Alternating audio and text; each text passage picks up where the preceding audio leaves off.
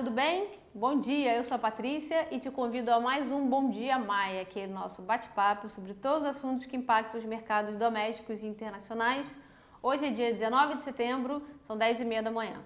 Hoje a gente vai propor uma dinâmica um pouquinho diferente aqui, porque como o assunto do dia é política monetária, e isso porque teve reunião de política monetária aqui no Brasil, teve reunião de política monetária nos Estados Unidos, na Inglaterra, no Japão, dentre outros bancos centrais, como África do Sul, Noruega. Então, acho que vale a gente fazer um compilado, pelo menos dos principais bancos centrais, e porque é uma decisão que a gente tem falado bastante aqui, o movimento, melhor dizendo, que a gente tem falado bastante aqui, de movimento ordenado de queda de juros no mundo, né? O mundo vem cair dos juros. E por quê?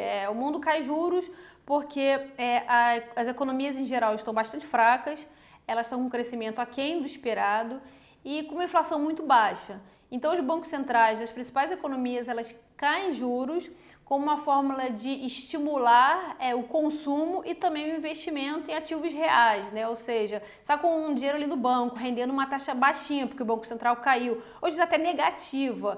E aí você, como empresário, se vê mais estimulado a investir no ativo real, por exemplo, investir num negócio próprio, algo que vai te render mais do que aquela taxa de juros baixa. E foi exatamente o que a gente viu no dia de ontem, né? Entre ontem e hoje. Algumas decisões de política monetária saíram hoje de manhã. Vou começar aqui pelos Estados Unidos, que caiu ontem a taxa de juros 0,25 para o intervalo entre 1,75 e 2. Eles lá trabalham com uma banda de juros, né? E aí cai 25 pontos, as dois pontos, né? O mínimo e o máximo da banda. A decisão foi unânime.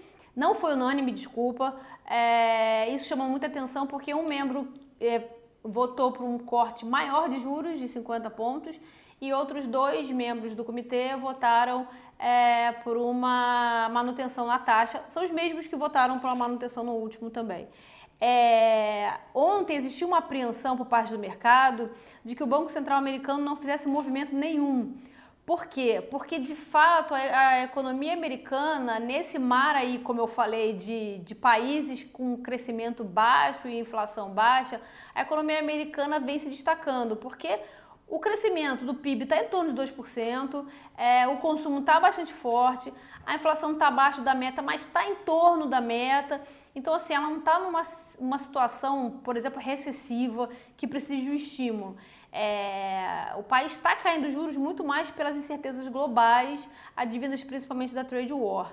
Então, essa foi a fala feita exatamente pelo presidente do Banco Central americano, o Powell, de que ele não vê uma recessão à frente, mas que caso a trade war se intensifique, né, e seja preciso uma nova queda de juros, ele cai juros, mas não parece ser o cenário básico do comitê. De fato, a mediana das estimativas dos membros do comitê apontam estabilidade na taxa de juros nos Estados Unidos até o final de 2019, embora alguns membros esperem ainda um novo corte de 0,25 até o final do ano. Então, para os mercados emergentes, essa reação do decisão de política monetária norte-americana foi mista, né? Porque se a gente tinha alguma expectativa de que talvez não tivesse nenhum movimento de taxa, o movimento veio, que é bom para emergente. Só que do outro lado, o comunicado dele foi tão firme que a coisa ficou um pouco de lado, né? O comunicado não soou tão dovish como o mercado gosta de dizer. Aí, passando para outros bancos centrais internacionais, todo mundo na mesma linha, né, que eu falei no início aqui do nosso bate-papo. O Japão manteve taxa de juros, mas sinalizou aumento de risco global e que hoje ele está mais inclinado a cortar juros, a promover estímulos do que estava na reunião anterior. A Inglaterra manteve taxa de juros, mas citou as incertezas globais e, no caso específico da Inglaterra, citou também um aumento de incerteza trazido pelo Brexit, né, pela aquela saída da Inglaterra da zona do euro, possivelmente sem acordo, né? A gente fala bastante disso aqui, então também teve um caso específico do país. E passando para o nosso Banco Central brasileiro, ontem, no final do dia, com o fechamento do mercado, eles caíram a Selic em 0,50 para 5,5%, totalmente em linha com o que o mercado esperava. Aí, ponto, né? Porque aí a história muda, porque o comunicado que eles trazem depois da reunião, ele foi totalmente inesperado na nossa visão. Eles foram muito pró-queda de juros, assim, sinalizaram com bastante clareza que os próximos movimentos são de queda de juros.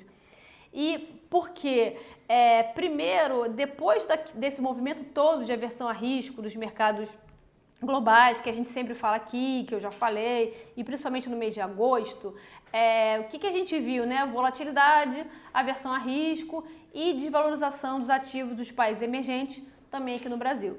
E aí existia uma apreensão sobre como o Copom ia classificar, analisar o tema, e ele passou ao largo, assim. Ele citou muito mais esse movimento global de queda de juros do que essa piora externa. Ele até falou da piora externa, mas ele dá um foco ali de que a desaceleração agora pode ser mais intensa. Mas o destaque foi total para o movimento internacional de queda de juros.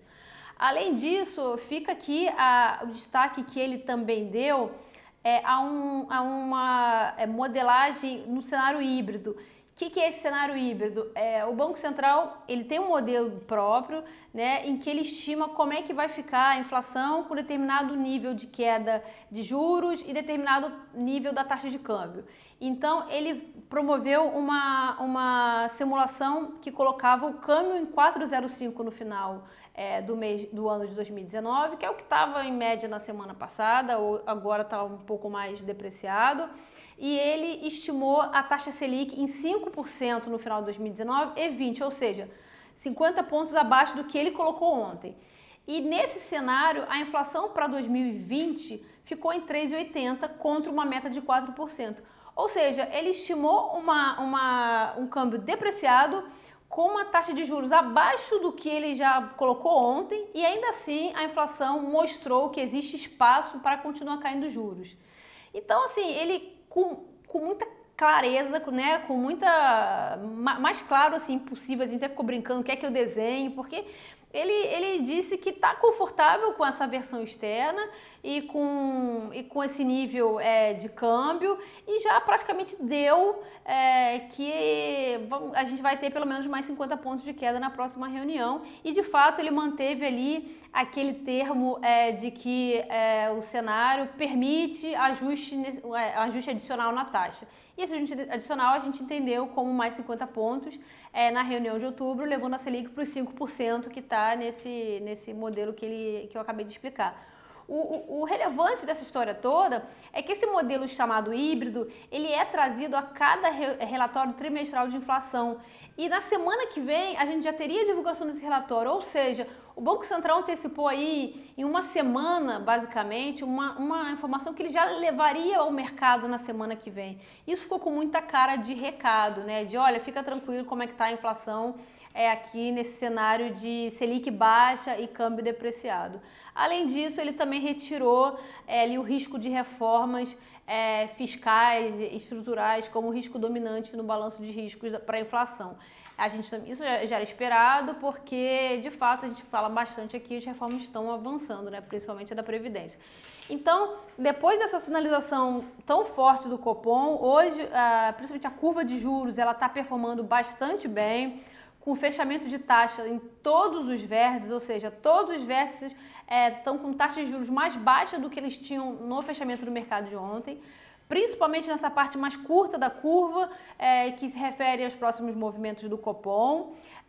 Bolsa se valoriza bastante com esse diferencial aí de juros para baixo e também com uma decisão da Petrobras que no dia de ontem decidiu reajustar os preços da gasolina e do diesel, mostrando ali que não tinha ingerência no controle da empresa, né? Na verdade, ela estava mesmo esperando aí uma estabilização da decisão da Arábia Saudita para reajustar o preço, né? E por fim, somente o real que se desvaloriza um pouquinho, que é normal, dado esse diferencial de juros Estados Unidos e Brasil e também pela situação muito mais confortável do país norte-americano. Então por hoje é isso, eu espero vocês no dia de amanhã. Tchau, tchau!